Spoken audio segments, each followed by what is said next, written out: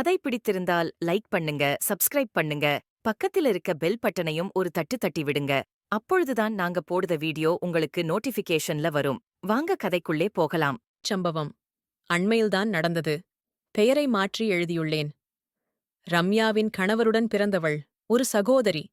மிகவும் கஷ்டப்பட்டு தங்கையின் திருமணத்தை நடத்தினான் ரம்யாவின் கணவர்.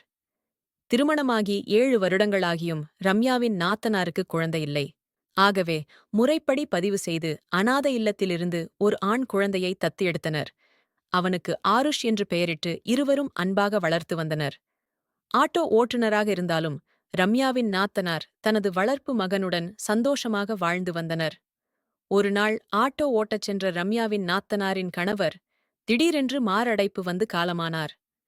வயது 40 கூட ஆகவில்லை. துரதிர்ஷ்டவசமாக இது நிகழ்ந்தது.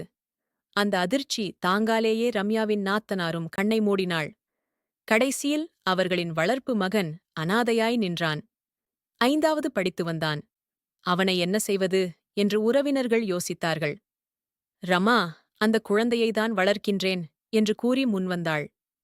ரமாவின் குடும்பத்தினர் தடுத்தனர். உனக்கு ஏற்கனவே ஒரு மகன் இருக்கின்றான். பின்னால் ஏதாவது பிரச்சனை வரும் என்று தடுத்தனர். ஆனால் தன்னுடன் அந்த குழந்தையை அழைத்து வருவதில் தெளிவாயிருந்தாள். அண்மையில் ஒரு திருமணத்தில் ஆருஷை பார்க்க நேரிட்டது. மிகவும் அமைதியாக இருந்தான். நன்றாக படிப்பதாக கூறினான். எல்லா பாடத்திலும் A+ வாங்குவதாக கூறினான். மிகவும் சந்தோஷமாக இருந்தது.